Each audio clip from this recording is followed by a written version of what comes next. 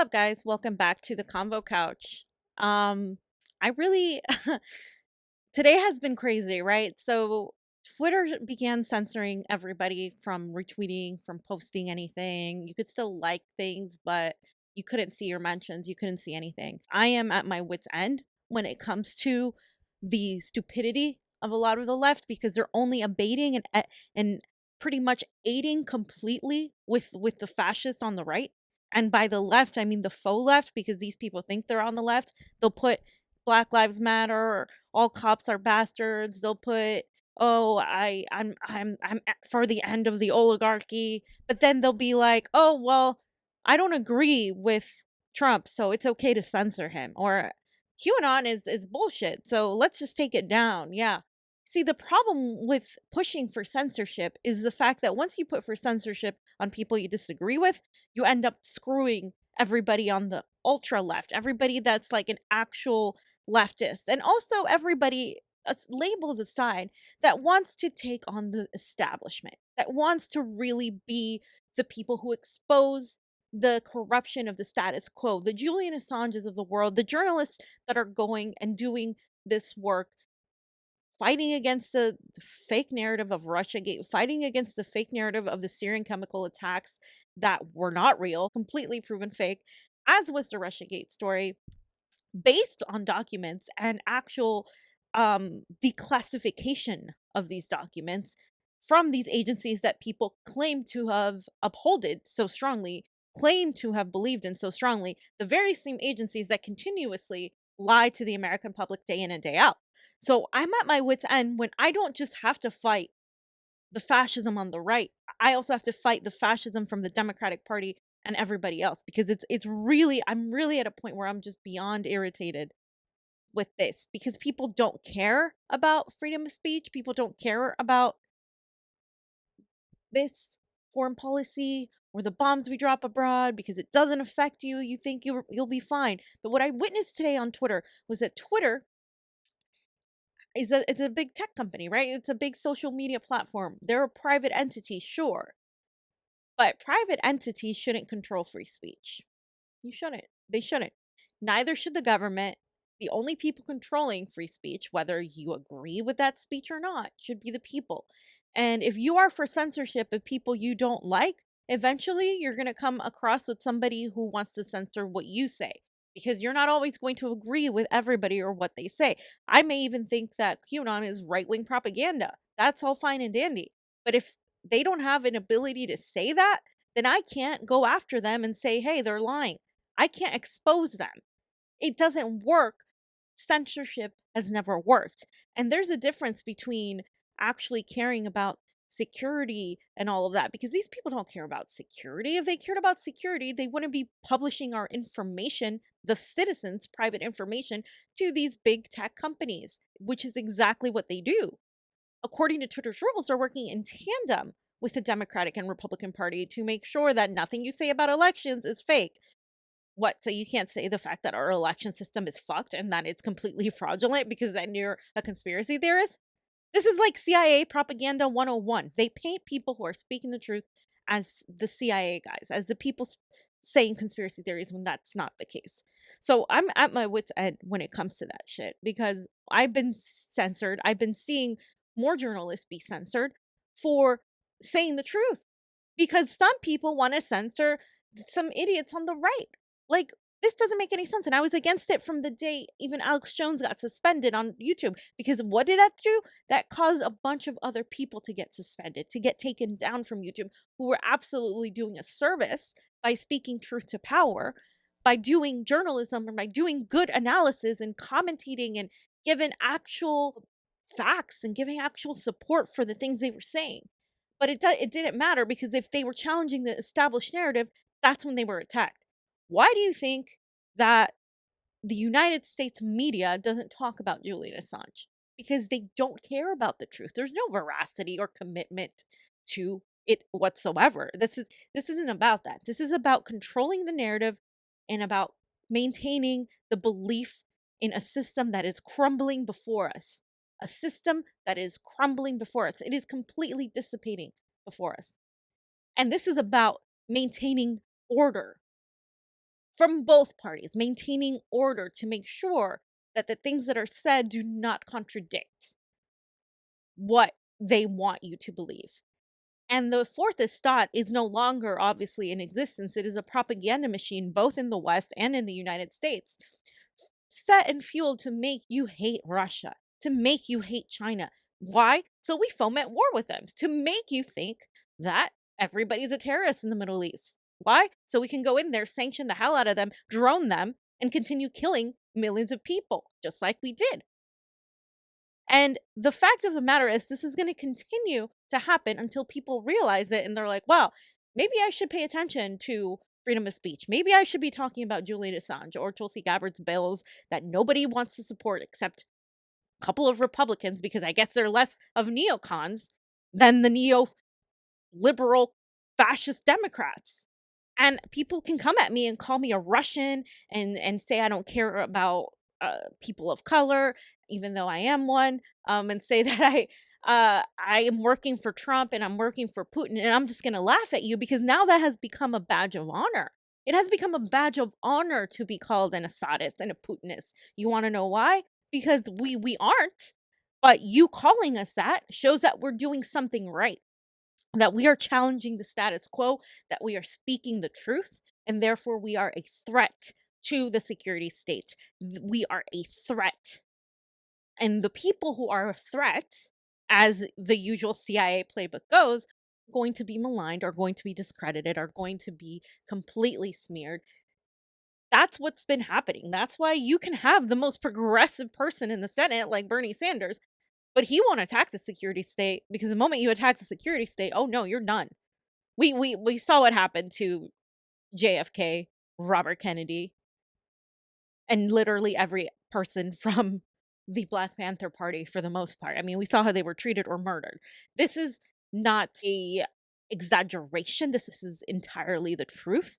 And the reason I'm so angry is because more people are more concerned about curse words, about Donald Trump's anger and Donald Trump's not wearing a mask, or Joe Biden trying to get you to vote for him, trying to say that at least he's better than Trump. We got to get Trump out. We got to get fascism out. Fascism is here, motherfuckers. It's been here for a long time. I don't know what the fuck I don't know what you're talking about. Like when you say we got to get fascism out, you're not going to vote it out, because it's been here and it will remain here whether Trump or Biden is president. And people will still be poor. People will still get evicted. People will still not have jobs, because instead of sitting there and vote shaming somebody or calling somebody a Russian, you should probably realize that Russia aren't the ones that are literally evicting people. Russia aren't the ones killing Black people on the streets. Russia isn't the one that is censoring me and censoring other journalists from doing their jobs. Russia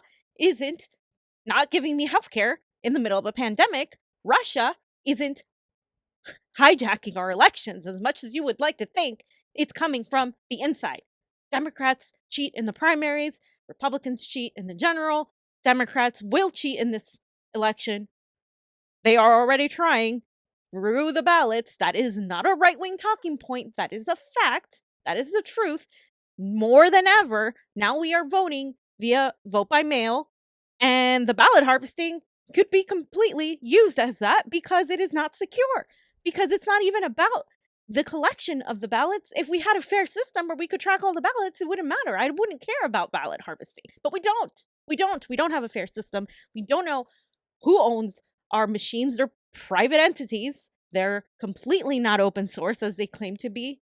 And so we're in a situation where we're screwed either way. Electoralism isn't going to save you. Cheering for one side or the other isn't going to save you. There is a war going on. It's a very big war. It is against imperialism. It is against censorship. That's where the war is at. It is a class war of all of us being attacked by the empire and being censored for fighting against it. That is what's happening. Nothing less. Nothing less than that is happening. But you have to get it straight. If you're thinking in this two-dimensional world that it's just left versus right, you need to get out of that. You need to realize that this is much bigger than that. This is the oligarchy we're fighting. The people who behind the scenes move all the pieces to get you screwed and make sure they maintain power. They don't give a shit about you. Why are you believing in these agencies who have screwed people, who have lied to people time and time again? I urge you to go read declassified documents that we've been lied to from the beginning of this country all the way until now. I mean, this isn't a joke. This isn't a joke. And the people who are telling you that are the ones that are being framed as Russians and stuff and getting threats. Threats. You know, if you guys didn't see the video, you should go watch it about the BBC threatening journalists for doing amazing work regarding the Styrian chemical attacks that were proven fake. So at the end of the day, if you're cheering for censorship, you are a fascist. If you're cheering for censorship, you are a fascist. It doesn't matter if you think you're doing good because you want to eliminate the Republican Party from saying the things they say that you don't agree with. I don't fucking agree with them either. But I want to be able to debate their ideas. I want to be able to get those ideas out by showing people how horrible and how wrong they are. I don't want to censor that because you only make it stronger by censoring it. And we have to be reminiscent of Hitler and the historical context of what happened, how he came to power. Because why Hitler got a lot of power is because people were poor and the working class was extremely vulnerable. And Hitler actually offered changes to the working class. He offered help. He offered to lift them off of poverty. And then he also offered to say, blame the Jews. And that's kind of what's happening now, except that Trump isn't Hitler. As much as many of you want him to be, he's not. He is not that, he's not as intelligent. He is not as adept. And he does not have that kind of attitude of having that much control over people, believe it or not. And he definitely isn't there as far as much as people want to think he is. But somebody else could be there. Somebody else right now in that Republican Party, in one of these parties, is going to be a fascist. And that fascist, that full on fascist Hitler type of person could take over. Because right now what we're doing is we're sending all these people into the Republican Party, or we're sending them completely away from politics. Because the Democratic Party is not an opposition party. So when people look at hypocrites, they're like, well, this is stupid. I'm just not going to participate. Or they're like, well, you know what? Democrats have screwed me so much. I'm going to go to the right because they're offering something, whatever it is, even if it's not real. That is a danger that we have brewing before us. Fascism is a danger because it is being perpetuated and pushed by both parties. Do not be mistaken and think that it's not being pushed by both parties. It absolutely is. And by censoring people more and blocking the truth from getting out, you are engaging in fascism. And that is exactly what the Democratic Party is doing. So if you are for censorship, because you don't like Trump, you want these stories to be censored just because you don't like him, you don't even look at them, you don't even verify them, you don't even think of the fact that they are true, that we've been talking about Burisma on this show for over a year and a half. We were talking about it before any of the right-wingers got a hold of it. But we knew that this was going to be politicized, and we were talking about it. And I kept saying, this isn't going to hurt Biden as much as it should, because people don't care about foreign policy, and the Democrats are going to paint it like this is a conspiracy theory, as they always do. Everything's a conspiracy theory. When in reality, the things they are saying are the actual conspiracy theories, but they control the narrative, so they get to make conspiracy theories fact, and they get to make facts conspiracy theories. And that is fascism. That is living in fascism. Whether you like it or not, whether you like them or not, whether you think one is better than the other, it's still fascism. And we need to stand up and we need to say something. And we need to not continue being these idiots that are being pushed through fear-mongering to vote for a man who is just as fascist as the other one. Because all that is doing is moving the needle to the right, moving everything to the right. And for the people that are still vote shaming, that is what you're doing. You are perpetuating fascism. Vote for whoever the hell you want to vote for.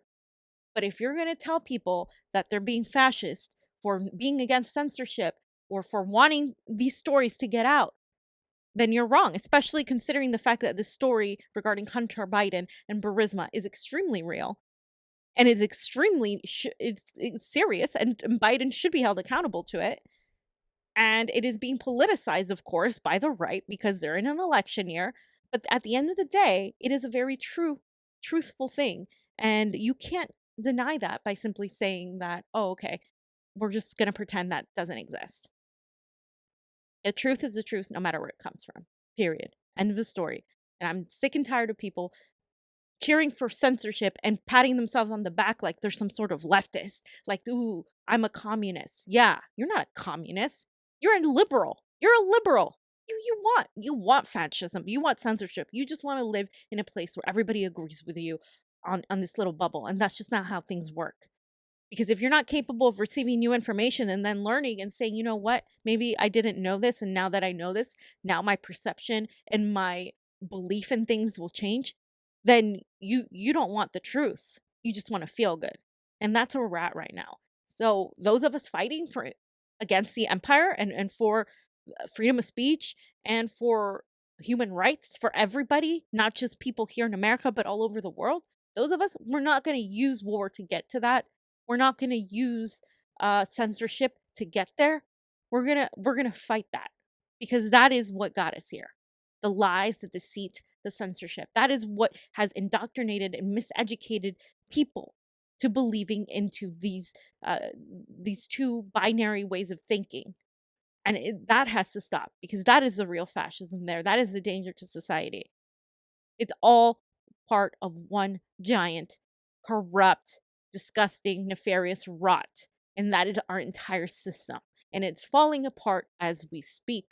And they don't want you to see it fall apart because if you see it fall apart, you might take up and fight because you have to. And that's what they're trying to stop.